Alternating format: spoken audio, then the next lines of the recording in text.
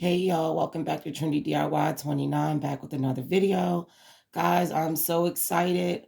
I finally got in my Baker Creek seeds.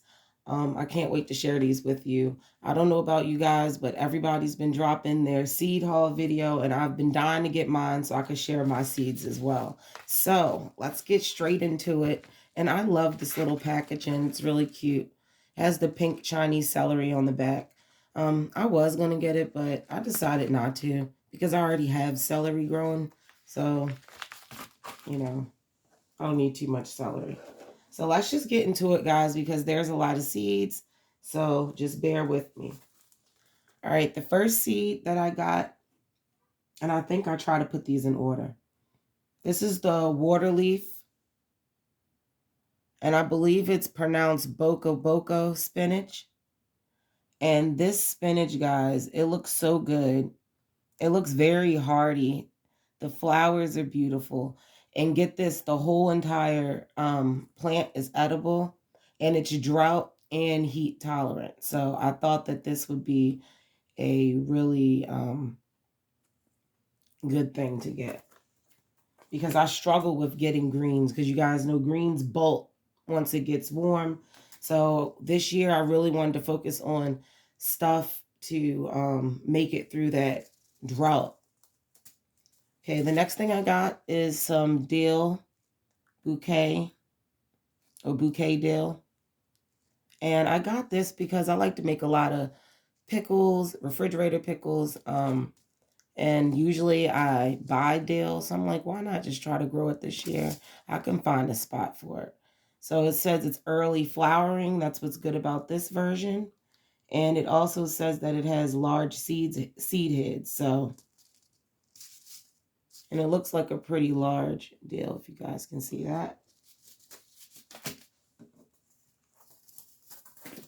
I'll go over the free seeds at the end.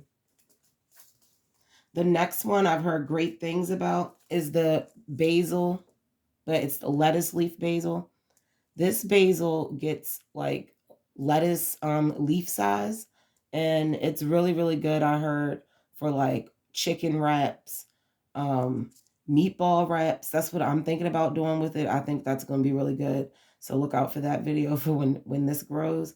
But it says that it can be set out in its seedling stage at any size when the conditions are warm, which I think is really good. And they say you also can start it indoors and set out after late frost. So that's probably what I plan on doing with this lettuce leaf basil, but I can't wait to cook with this. The next thing that I got was amaranth. Also, and this is called Chinese multicolor spinach, but it's known as amaranth. I've never had amaranth, but I'm definitely looking forward to trying it. And just look how pretty that is. So I'm thinking about growing some of this in the green stalk, and definitely I'm gonna have to cover it because the birds last year, they stole a lot of my seeds. So if I don't do seedlings, the birds will steal them when I direct sow. So amaranth. And it says that its succulent leaves make a perfect spinach substitute, and it's ideal for mid-summers when all your other spinaches and lettuces have bolted. So once again, heat tolerant. Now, this is what I'm kind of nervous about, guys, growing, is the red Malabar spinach. I've heard good things, and then I've heard terrible things, but I've never really heard anything consistent with this type of spinach. Only thing that I know is that it's like a tropical vine, and you're going to need to support it. And I thought that it would be beautiful, like growing up a trellis or something, and also be a green that I can have when it's really hot outside, since it is tropical. But I heard that it's really not that great. And I also heard that it can spread really bad. And I was thinking about putting this actually in the ground. So I'm not sure. So I'll figure out this Malabar spinach.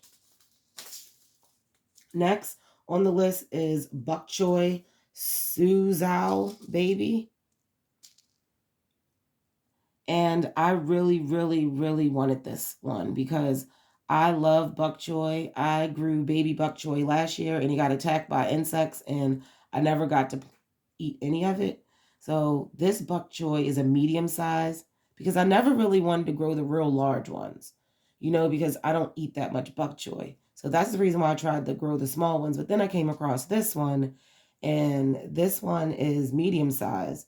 And so this will give me, just enough for a few servings without taking up too much space in my garden. And then maybe by it being medium instead of small, it can, survive the insect, damage. So we'll see about that. Next on the list is Thousand Head Kale. I have heard great things about this. They say literally one leaf makes dinner. And if any of you guys know, like if you cook kale or if you cook collards, kale and collards, when you cook it down or stew it or saute it, it cooks down to literally less than half the amount that you had in the pot. So I thought that having big giant leaves like this would be really good. And they say that since it's more of a flatter leaf, it's more pest resistant, because insects like to get into those smaller pockets of leaves. But I'm really looking forward to this. And I am really not sure where I'm planting this. So I'm going to have to do a little research on this to see exactly where I should grow this. Next, I have another broccoli, a Chinese broccoli called Yadfa. I've tried to grow the big hitting broccoli multiple times. For some reason, I'm just never been successful with it. So I've started picking out a lot of smaller, like shoot type broccoli. And this is the Yadfa Chinese broccoli. It's only 55 days, guys, to maturity, which is really cool. I'm thinking about putting this in the green stalk as well. It says that it's delectable and tender stalks, taste like a cross between asparagus and broccoli, only sweeter. So I'm definitely looking to see if that's true or not because I can't grow asparagus. Like I want to, but I don't plan on being where I live for like 3 years. And usually you want at least 3 years because you want to let your asparagus grow for 2 years and then harvest it the 3rd year. So I'm really not willing to invest in that when I don't plan on being here. The next one that I got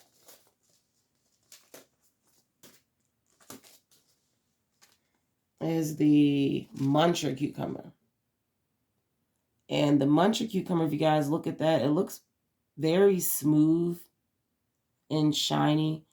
And I like this because it says that it's a non-bitter and it's a dual purpose variety.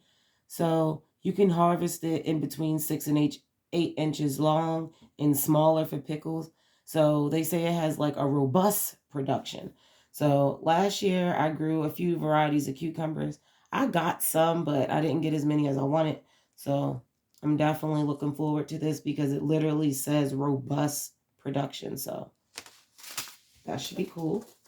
The next cucumber that I got was the Richmond green apple cucumber. Look at that. I'm really looking forward to this one because if you have the Baker Creek seed catalog, they talked about how they would just like bite into this and like eat it like an apple. So they say it's it's a unique heirloom from Australia. The fruit is the size of a lemon, but they are beautiful and light green and excellent eaten fresh. So I'm curious to see if I can just bite into it and eat it almost like a fruit. I wonder if that cucumber is that mild. Next, finally, guys, I figured out why my onions did not work out right for me last year. And it was because I had the wrong type of onion. So if any of you guys are trying to grow your own onion starts instead of buying them online, you definitely need to Google like what type of onions, is good for your region. For instance, where I live in Zone B or 7A, 7B, I live like around in between that range. My best onion is an intermediate day onion. So that's what I got, which is this Australian brown. Last year, the onion that I tried to grow, which was, I think, the red grano, I believe that was a short day variety. And that's the reason why there's like a whole science to growing onions, guys. So I got this one because they said that it was, of course, an intermediate day type. And they say it's extra fine, large, yellow, brown bulbs that have superb flavor. So I'm looking forward to trying these. And I'm thinking about throwing these into the green stalk. But I want to look up because I believe onions are one of those plants that certain plants don't like to be planted next to this. So I want to make sure that I don't put this in the row of the green stalk or put it somewhere like in the square foot garden or something next to something that it will harm. But yeah, the Australian brown onion. I'm looking forward to that. The next category is going to be squash, guys. I didn't really get that many squash because I already have a lot of squash seeds. But I found this really cool one, and it's called the Zucchino Rampicante. And, excuse me, look how big that is. And the amazing thing that I read about the squash is that along this whole entire neck, there are no seeds. So it's seedless around the whole neck, and all the seeds are just down here in the bulb. So I thought that that was really, really cool. And it's an Italian heirloom. It's among one of the best summer squash. They say it's very tender, mild, and it's richly flavored. And I found that to be intriguing because a lot of times squash is kind of one of those things that it's more of like you cook it to take on the flavor of what you cook it with more than, it actually having like a robust flavor to stand alone. So the fact that it says that this it's richly flavored, I am really interested in seeing, how this tastes. And I'm thinking about growing this on a trellis because I heard it's vining. The next thing that I've never grown before, usually I grow, guys, like sugar snap peas, or I'll grow green beans, or, something that I can eat the whole pod. So this year I wanted to try out getting something that you could just eat the peas in the inside. And this is a tall telephone pea. So of course it's going to get really tall. It's going to grow. It's going to be beautiful. I want to trellis this, potentially try to get this to grow on my fence, but I'll see if I can train them to do that. Right now there's like a weed taking over my fence. So I'm going to really have to work on that and get out there and really try to dig that up. Or I'm thinking about just throwing some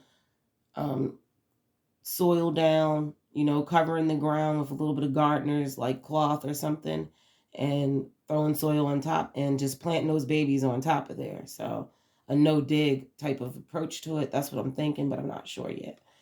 But guys, for all of that, these are just peas. So I'm actually going to harvest these to cut them open to get the peas out the inside. And before I thought to do this, but I was like, that's going to take a really long time. Oh my gosh, I'm going to have to grow so many. So I never grew peas. I just stayed away from it.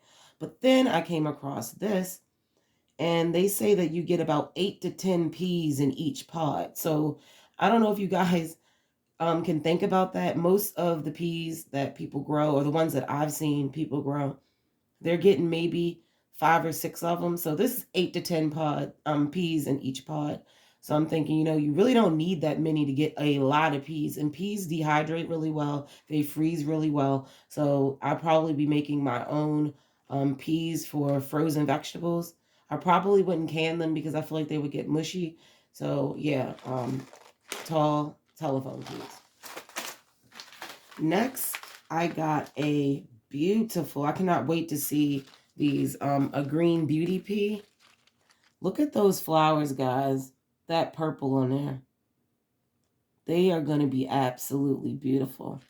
And I really picked these ones because I love that they were, one, bred by a public domain, eminent public domain plant breeder, Dr. Alan Koppler, PhD. So he really knew, plant breeders know what they're doing. So I know that this is going to be a very good, productive variety.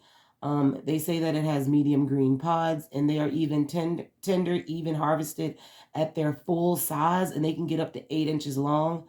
And they have vigorous purple flowering vines. So I think that this would be beautiful to cover like an archway or something. And I really, really want to add another hoop to my tiny little hoop that I grew last year, that I think I grew a few beans, yeah, and I grew some million tomatoes on. So yes, they're beautiful.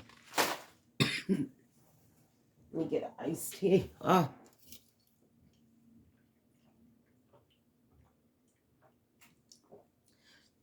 I told you guys there's a lot of seeds. Okay. Next, I know I told you guys I love Kentucky Wonder Beans, but I came across these beans and the description was just so tempting. I could not resist. So I got the Kalima Bean. That's what that looks like.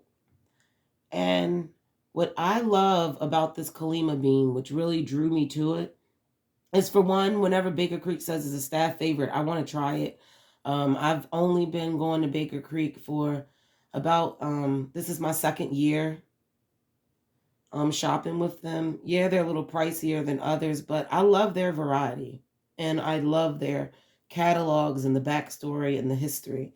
You can find a lot of stuff at Baker Creek that you can't really find at other places. So that's why I love Baker Creek, because you get like more for your buck. You get that story, you get that personalized feeling. So yeah.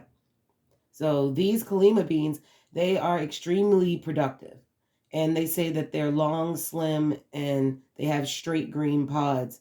So they say you can eat them fresh, and they're really good for canning and freezing. I've never canned. I have froze beans before, and they were pretty good. But I really wanted to find a bean that I could can, because I'm very curious to know whether or not I'm gonna like canned beans. I know that the canned beans that come like in a grocery store in a regular can, I really don't like those that much because they're very, very, very soft. So I'm scared that it's gonna make them too soft. So what I might do is only can a few jars and see how I like it. And if I do, then the following year I can more. So the Kalima bean. The next is a very popular one, and this is the one that has me a little bit worried about, like, where am I going to plant this? But the Taiwan yard-long bean, they have this in red. I was going to get the red as well, but I said, you know what? I'm just going to try the green ones first and then ease my way into the red to see if I like them, because this is another bean that has mixed reviews. If you would go to look it up, a lot of people say, do not cook it like a green bean, so don't boil it because it can get waterlogged. It's more of like a saute type of bean. So I wanted to grow this. Each bean can get about 3 feet long, so you only need a few beans. You could dice it up to make a lot. So I love that a little bit of this goes a long way. And another reason why I love it is because they say you can get very high yields in a very small space. So I'm curious to know just, how small of a space. Of course, I know you're probably going to have to trim them, because I've seen videos on YouTube and people, their stuff has been like crazy wild long, all over the place. So this thing looks like it could spread based on me seeing it in other people's garden. So I think that I probably just would control the amount of growth. But this would definitely be good for preserving, but I want to look into how to preserve those. The next I'm going to go into are peppers that I'm trying this year that I got new. This pepper has intrigued me since I've seen it. I've seen this pepper about last year when I really got into shopping for seeds online, because normally I would shop locally, but I just found out, sadly, the one local seed place that I love to go to actually is shut down permanently. So I'm guessing that was because of you know what. So that's very, very sad for me. So I'm glad that I found, seed places online. So the Lazia pepper, I wanted to grow this last year, guys. But it was late in the season, and peppers are slow growers. They take a long time. So I just was like, you know what? I'm not even going to try to order this. By the time I order it, it may take a week to get here. Then I get it. I have to start the seeds indoor. It was just, there was no way. I may have got maybe to taste it, like maybe get one pepper, but it would have been a lot of work for little payoff. So this year I decided to get this pepper. And what is so intriguing about this Lazia pepper is that they say that it's believed to be the sweetest of all peppers. I've seen people say that they beg to differ, but I want to see for myself. Um, Also, they say that it has some of the thickest flesh that they have ever seen. And if you look at Baker Creek's like seed, their list of seeds on their website, there's a lot of seeds. So they've grown a lot of pepper seeds. So there's a lot of peppers in there. So I know that they know what they're talking about. So the fact that it has the thickest flesh, which I think would be great to use like this pepper for stuffing or something like that. But yeah, I want to see if this is really that sweet and if this really is high yielding, because they say that it is. And I've seen other people say that it took a very, very long time and they didn't get much. But I blame that. When people say they grew peppers and they didn't get that much, I've learned from growing peppers is that they need a lot of time. So if you're going to grow peppers, start them 12 weeks indoors. And I'm in zone 7, like I said, but I would start them 12 weeks indoors because you want to get your plant a substantial size. Now, you do not want your plant to be indoor when it starts to flower. You want to have it in its home before it flowers, but I say you need to try to get your plant. The next one is a very popular pepper in Cuba and Puerto Rico, and this is the Cubanelle pepper. I was very intrigued by the Cubanelle pepper just because it was talked about so well in so many videos that I've seen. I've read about it in different books. So a lot of people like swear by this because they say that it's very rich flavoring. It has very rich flavor, that it's sweet, and that it's really good for cooking and stuffing. And I found a really good recipe when it's like stuffed with sausage. So I definitely want to try out this Cubanelle pepper, which is a nice size pepper. And the last pepper, guys, is going to be the one that I feel like I may be the most excited about, and that's going to be the Corbachi pepper. I've heard great things about this little pepper right here, and it's not even really little. It's long. It gets about 10 inches. It's a very slender pepper. It's a rare and flavorful Turkish heirloom. So this is a pepper used a lot in like Turkish cuisine. So I'm definitely going to be trying to find some Turkish recipes to look up and try to come up with some recipes of my own. I'm really thinking, guys, about trying to come up with like a cookbook, believe it or not, like for gardening and like how to use the different produce that you can grow in your garden. I'm not sure. I might just make it like maybe a little online thing. It may just be something personal that I make. And if you guys are interested, I may think about taking it further than that. But that's just something I've been really thinking about because I like to cook and I like to create different things with the stuff that I grow. So yeah, the Corbachi pepper. And what really makes me want to grow this is not just because they say that it's rare and flavorful, but because they get like curved and twisted. So I'm curious to know the different shapes and everything. And they say that it is richly flavored frying or pickling type. So frying, I'm thinking about, could these be like breaded and fried, almost like a how a popper is, but maybe use like a skewer and like stuff it with something. I don't know, but I'm definitely curious to know what those taste like. And they come in red, orange, and yellow. The next thing is kind of intimidating for me, guys, is corn. I really want to try to grow corn. This is orchard baby corn. I thought, okay, I'm going to take it slow. My boyfriend, this is his favorite, one of his favorite vegetables. So he said last year, could I grow corn? And I was like, out of all things, like really corn? So I'm going to definitely try my hand in corn. Now, the thing about corn is you have to plant like a nice amount of them, and they have to be somewhat close together. They're going to need support because they have shallow roots, so wind will definitely cause them to blow over and stuff like that. But I heard that they're somewhat forgiving, like when they blow over and stuff. But I'm scared about the pests. I heard that corn can attract a lot of pests, but that's the reason why I got these little baby corn, just to try it out, because corn can take a while.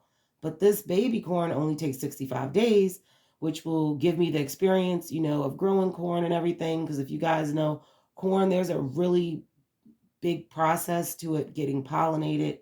I'm not going to go into that. I'll probably make a whole nother video out of that when I start growing my corn. But I wanted to try this, and they say that it's early maturing. It's definitely super sweet. They say it's perfect for a limited gardening space and growing in containers. And you guys know that a lot of my garden is in containers. So each plant, they say, gets about 3 to 5 feet tall. I can deal with that. I've had tomatoes get that tall, and they bear about 2 ears of corn each. So knowing that, I'll probably plant maybe 6 to 8 ears, or 6 to 8, because you want to make sure that you have enough.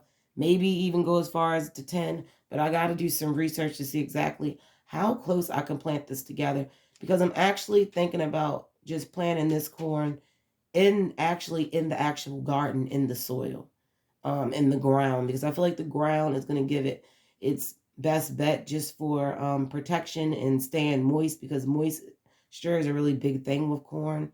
And yes, I have drip irrigation, but I'm scared that the corn could get too wet. So I'm thinking about planting it close to like where the runoff from the green stalk goes, so it can get all that water from the runoff of the green stalk, like using up that wasted water. So I'll see, and I'll let you guys know what I decide to do. But yes, the orchard baby corn. The next category, guys, is I really, really have always dreamed about having a flower garden. I don't have that much space in my garden, but I do have like a very long fence line. So I'm thinking about doing a like covering the fence line literally with flowers. The next thing that I'm going to show you guys is just one of the things that I'm going to be growing. I'm going to grow this in a pot because I heard that this can spread. So this is going to be borage. Borage, guys, it's absolutely loved by pollinators. Bees love this. Like it's going to attract a lot of pollinators. And this year, since I plan on growing so many things that's going to need to be pollinated, I'm going to make sure that I'm going to be bringing in those pollinators as much as possible, attracting those beneficial insects. So this is a annual, and the good thing about borage is that it's also edible. People say that it has like a cucumber, lemony flavor. You can add it to salads. The flowers and stuff, if you guys can see, it's kind of fuzzy. So I don't know about that texture, but I thought maybe if they're lemony and stuff like that, they'd probably be good battered and fried maybe. I don't know, but I'm definitely thinking of a lot of different things and recipes to do, because I really want to do a cookbook, and I don't really care about like what I do with it. I just want to do a cookbook because I just enjoy cooking a lot, and I love trying to come up with recipes with the stuff that I grow. So yeah, the borage, edible flower. The next thing is another edible flower, which is the cherry rose nasturtium. Well, cherry rose jewel. I'm sorry, guys, nasturtium. Look at these colors. Beautiful hot pink. And what drew me to these, because guys, remember last year I grew some type of jewel tone type of nasturtium. But this one is a double bloom nasturtium. So the flowers are going to be more prominent. They're going to have double blooms. So it's going to be a more prominent, beautiful flower. They grow in 65 days. Nasturtiums are very quick growers. And I just really, really love the way that this looks. And these are also edible. They have like a peppery wasabi taste. I enjoy them, and I did not cook with them as much. I did make like cupcakes and use them as decorations and stuff for Thanksgiving, but I definitely want to experiment with actually cooking with these. The next flower, guys, is the how do you say this? Matsumoto formula mix, and these are asters. Look how beautiful. When I look at this, I just think of like Easter. It looks like Easter colors to me, like what you would dye Easter eggs, and it's just beautiful. And I think that these are going to look beautiful, and I wanted to try to grow as many flowers as I could that I could cut, because I really want to be able to bring the beauty of those flowers inside, and have like fresh flowers and stuff, and also be able to give flowers away to family, friends, have gifts and stuff like that. And just the pure amount of pollinators that these are going to bring in. Only thing is, these flowers take 100 days. So I will be starting these flowers today. So yeah, these get about 24 to 30 inches in length, which I think is a wonderful length for cut flowers. They say that they're also disease resistant. So I grew some calendula last year, and it kind of got shaded out, so it didn't grow that well. But the calendula really was attacked by like leaf miners, which was weird. So I'm happy that this is disease resistant. So the Matsumoto formula mix. The next mix that I got were the scabiosa zinnias. Now this had mixed reviews on the Baker Creek website. That's why I love Baker Creek, because they allow you to communicate, and you can read people's comments, and you can really, see where people are growing, where they're growing it in, and you can get like an idea about the plant. You can see pictures. So I really, really love Baker Creek, because if you guys don't know, you can go there, look in the comments of whatever seed that you're growing, and there's so much information, so much help, guidance, everything in the comments. So you can definitely use that to help you. But this scabiosa mix, guys, look at that. And I love that the centers of some of these just look like a giant flower growing out of another flower. It's amazing. And then you have like 3 tone flowers like right here, like these. I love how poofy that is. This is just going to look very, very vibrant. And they say that the scabiosa, they're the type of zinnia. So they're a type of zinnia that have basically pom-pom type tops. They like literally, they say they grow pom-pom tops. So I think that that's going to be really interesting to see. And it's going to be really pretty to see like the bees and stuff land on these. So I would love to see this. And they say that the different texture adds good pop to different flower arrangements. And I really want to start messing with flower arrangements. And I love drying flowers as well. So I love these. They're beautiful. The next, last year, guys, I grew the, what was it? Oh, I can't remember. The Cracker Jack marigolds. Yes, they got really, really tall. They were really, really beautiful. But they grew basically all orange. I only had a few yellow, so it didn't really give me a nice blend of color like I wanted. So this year, I tried to get something that would give me, a little sequence in color, and I got this Kilimanjaro white marigold.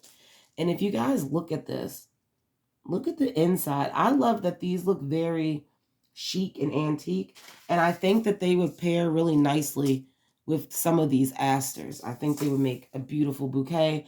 And also marigolds are insects don't really like them, so I'm trying this marigold as well. And they say that they get about 2 inches, which is nice, and they really stand out, which they do. Like, I love the yellowish cream color of them. And I did another one, and this one is a more white flower, and this is the polar bear zinnia, and it's just an all white zinnia. And I wanted to have like some neutral flowers so that I can easily mix them up, guys, like with, for instance, these, because they're going to be different colors. So I wanted to have, just like some base colors, because I know I don't have a big space. And I want to plant those in some type of thought out way, but I haven't got around to that yet. The next thing that I got were, there's no picture, guys, but it's the rosina. That focuses. Rosina calendula. I found out that the Rosina calendula is the type of calendula. It doesn't have a picture, but the Rosina calendula is the one type of calendula that has the most, beneficial properties to it. So I make body care products. So I really wanted to come out with a beautiful calendula like bath soap. Also like a good like calendula face mask or something like that. My face mask right now that I make, I believe it has fresh calendula powder in it, as well as a little bit of golden seal.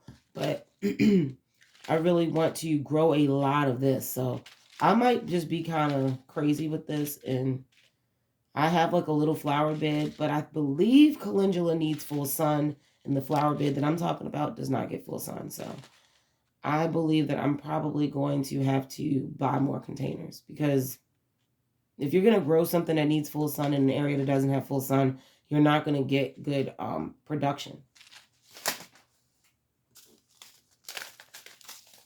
And I have a few seeds, guys, at the end that I picked up from my local Walmart. And I just wanted to share those with you guys. But I'll do that at the end. I'll continue to go through the Baker Creek. The next I loved, guys. And if you've seen my videos from last summer, you guys would remember the Japanese eggplant that was planted, and it did really well inside the green stalk, and I was shocked. But I love that Japanese eggplant, and I could not find any Japanese eggplant seeds. So if anybody has Japanese eggplant seeds and you want to be so nice as to share them with me, I would appreciate it. But yeah, Japanese eggplant seed, or if you know where I could buy some, so I can just buy a pack, so you don't have to go through the whole shipping thing. But yeah, so I decided to try these Chinese string eggplant. They look like they're going to be more skinny than Japanese eggplant, but I've learned, that sometimes, more times than not, there are a lot of vegetable plants, just like flowers and herbs, that you can find listed under different names, but they will be the same kind. These look very similar, but I truly do believe that these are a different variety than the Japanese, just because they look very thin. But I got these because they said that they're buttery tender, and that just sounds like a really good description of a eggplant. So I want to taste that. And they say that it was their favorite for raw eating, and I've never eaten eggplant raw. I didn't even know that people actually ate eggplant raw. So I would love to try to see if that's good, because if it is, when I have like people over my house, I would love to be able to do like have some of this on the platter and have something new for people to try, other than just, cherry tomatoes and cucumbers and stuff like that. They say that they have no bitter flavor, and they are super tender, and they get about 10 to 12 inches long, and they're great for the grill. And I love to grill all throughout the summer. I'm technically still grilling now. I grill in the winter as well. So these are going to be like one of my most anticipated things growing this year. Last year, guys, I had the Rosita eggplant that I got from Baker Creek, but I threw that in here even though I didn't get it in this haul, just because I did not grow it last year and I wanted to try this. I did grow a Black Beauty. The Black Beauty, it grew wonderfully, but I only got 2 eggplants. It was kind of slow, so I don't know if it was because I had it in a pot. I don't know, but I had it in direct sunlight, and it grew, no fuss, no problems, no beetles, no nothing, so I don't know. But the Rosita, I want to try that. Now, the grand finale, guys. I know that this is a very long video, but if you are a plant lover like I am, then you love to watch seed haul videos. I have watched many of them. This is one of my most anticipated. I cannot wait to try this. It's beautiful. And this is called the Purple Rain tomato, guys. Look at this. Look how beautiful. It's almost like a gradient color. Like if they had this color like in a lipstick, I would so wear it. Like this is a beautiful color, and it's a fluted type tomato, and you guys see it doesn't have that many seeds, so they say that it's great for slicing sandwiches, and it also can be used as a sauce tomato. It's a dwarf tomato, which I found like very interesting because I didn't know that Baker Creek actually sold dwarf type tomatoes, but I came across this. And they say that they're tidy and compact. They only get about 3 foot tall, and they will be smothered in purple beefsteak tomatoes. And I love the Cherokee purple tomato. So the fact that this is another purple variety, I know I'm going to love it. But this is just so cute and beautiful. So I plan on doing a plant sale this year. And I believe that I'm going to grow a few of these for the plant sale. And they only gave me 15 seeds. So I probably will be selling these for a higher price. These probably be going for about $5 a plant just because I only have 15 seeds. Now, when I grow it, I can harvest the seeds, and then next year I can give it for a slightly less price. The next one is a Baker Creek, like I would say one of Baker Creek's most famous seeds, which is Berry's Crazy Cherry. I wanted to try this last year, but like I said, I had a late start already, so I didn't want to add anything else, and tomatoes take a while as well. But look at these clusters. When I first saw these, I was like, they look like a cross between maybe a grape and a tomato, because only grapes I know get clusters this big. But look at that. And this is another one that I found had mixed reviews. Some people loved it, some people hated it. So I'm definitely interested in trying these, and I'm definitely going to be trying to dehydrate them. So what I'm doing this year, guys, is getting my plans together on how I plan on processing all of this stuff, because last year what was happening was I was getting in stuff, but I didn't have a plan of what I really was doing, or I didn't have enough of something to really make it worth my while to do something with it. So take my advice, guys, and plan with how you guys plan on preserving whatever it is that you grow, just in case you grow a lot of it. Next is another famous tomato, and this is the Doctor's Witchies Yellow. I've heard it pronounced Dr. White Cheese. I've heard Witchies. I've heard Weishes. I don't know. I said I really want to get down to that once and for all. But for now, I'll just call it Dr. Weitches or Witchies. I think everybody says Witchies because, for one, I know Roots and Refuge, Jess, she says Witchies, and I feel like it kind of stuck in everybody's mind. And also, Witchies is easier to remember than Weitches. So, yeah, Dr. Witchies Yellow Tomato. They say that this is a standout heirloom. I tried to grow a yellow lemon boy last year, but I messed up and I got a plant. Never buy a plant from a nursery that's already started to put on fruit. You never want to do that. You don't want to buy one that's already started to put on fruit. You don't want to buy one that already started to flower. You want to get a plant that is still small enough that it has not started that life cycle, because wherever you transplant it, you want it to be able to get strong. So I'm definitely looking forward to this, because they say that these can get up to 1 pound. So, and they have heavy yields. So just think about a multiple 16-ounce tomatoes hanging off a branch in this beautiful color. They look like little pumpkins. So I'm really interested in this. And I believe that these are not that jelly in the inside, but I'm not sure. I gotta look back into that. The next one is a tomato that I kind of have an obsession with, but I have never grew. I wanted to grow it last year. I am just obsessed with the beauty of this tomato, and this is the mushroom basket. I think the mushroom basket is beautiful, and I heard that it's a good tomato that's really not very seedy, and that it's very ribbed and pleated but uniform and large. And I feel like this would be a good tomato to stuff. So I wanted to try this tomato because it's very meaty, so I can scoop it out, the insides out, freeze it when I get enough, make sauce, and then I could actually take these tomatoes and make like a chicken salad or a seafood type of pasta salad. That's what I want to do, and stuff these with the seafood pasta salad. and serve it like over like some romaine lettuce or something and have like a dressing, but make sure that I dig enough of the tomato so that the tomato is thin enough that you can like eat the tomato with the seafood salad, with the vinaigrette and the fresh grown lettuce underneath. That is definitely going in my cookbook whenever I write that. But yeah, this is definitely a tomato that I definitely always wanted to grow. And they say that it's from Russia, so it has a mild flavor, and I love that it says that it's firm flesh. So I'm curious to see just how beautiful these are going to look hanging from the vine. The next one that I got was the black cherry tomato. This is a very large type grape-sized tomato, I believe. They say that they get like dusky purple brown.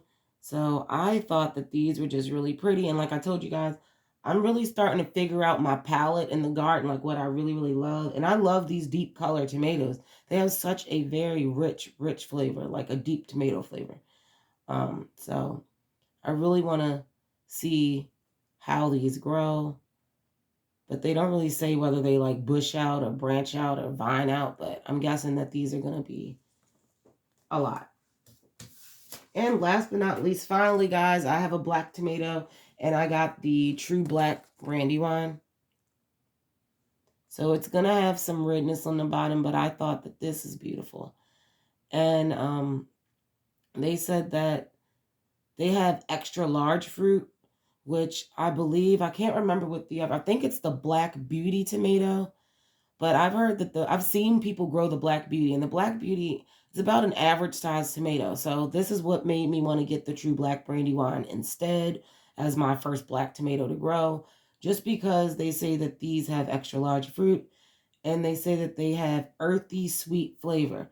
So I really want to see how good that is, because like they say on the back, that's what kind of makes them popular. They have a very deep flavor for people who just love the taste of tomatoes.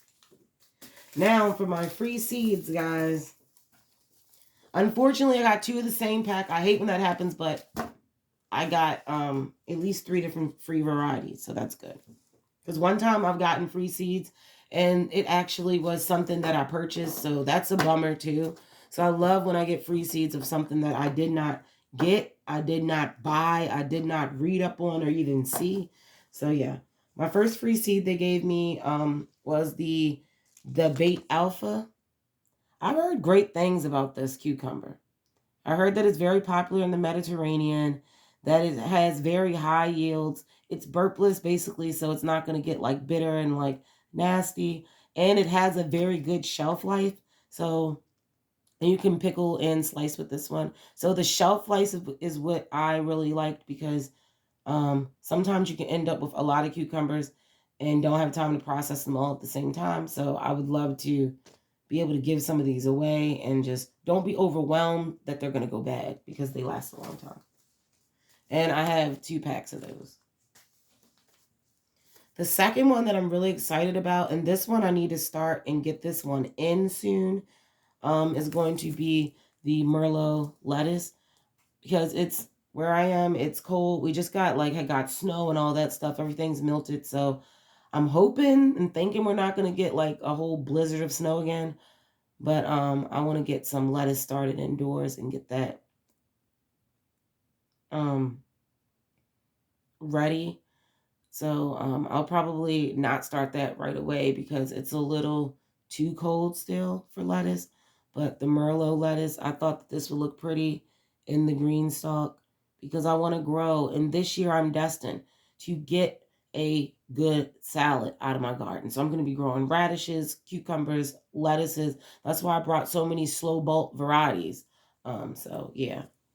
And I have a shipment, like I told you guys, coming in from M.I. Gardner, if I didn't mention that. But the next video is going to be a seed haul for M.I. Gardner, and it should not be this long, probably because I don't have, I didn't order as many as I did from Baker Creek. And the next one was the Uzbek Golden Carrot. I have problems with birds eating the seeds when I try to just like seed stuff outside.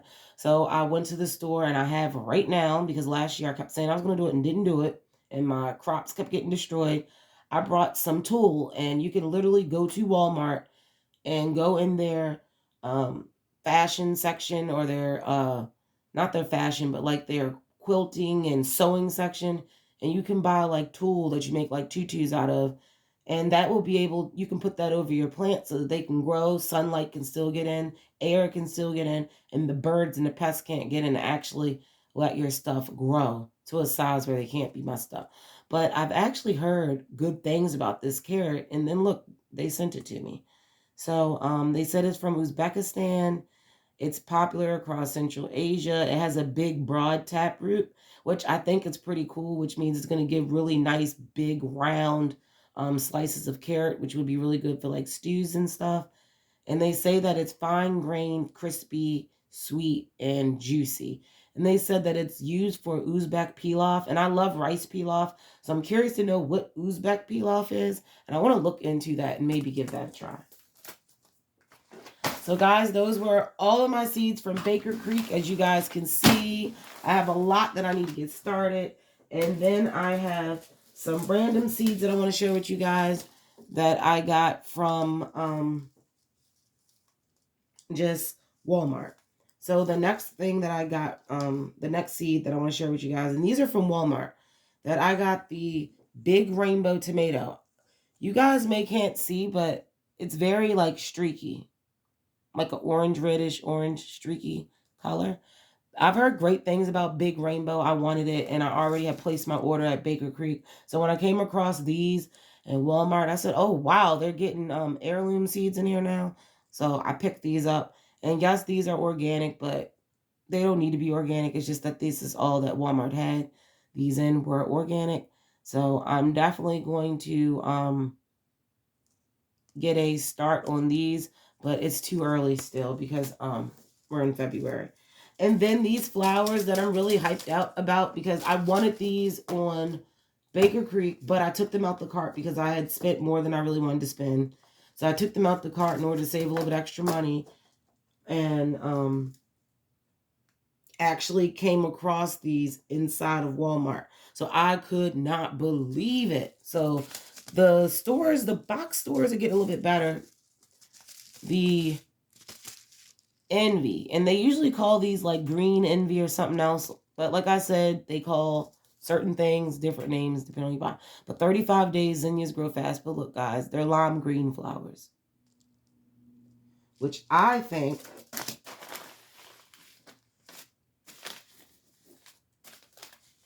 where are they?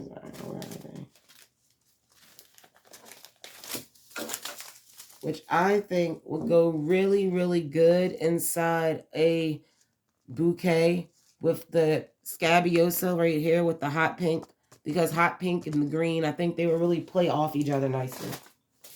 And oh my goodness, I wanted to grow these too and came across them. Walmart, $1.96. Candy cane zinnias. And I think these were maybe $4 on Baker Creek. Probably more, $4.50 maybe, because they're popular. But they're candy cane striped. And I thought that these would be so fun to mix with the polar bear. So I thought that these are really good. And that they say that, let me see, they range from colors from bright rose, cherry stripes, to white and yellow. So it's going to be a lot of different variety in there. So guys, those are all of my seeds that I got. Look out for my next video. I'm going to be showing you guys this new really cool kit that I just got for starting seedlings, and I want to share it with you guys and show you guys how I plan on using it to start all of my stuff. So look out for that video. Make sure that you like, you share, and you subscribe. And please guys, I beg you guys, please leave comments. Like, comments is a really big part of this channel. I want this to be a community, and I want you guys to talk amongst yourself any information that you may have or anything that goes on in this channel, I would love you guys to leave it in the comments, because I want this to be a community that people can come and get resources and be able to use for years to come. So guys, thank you.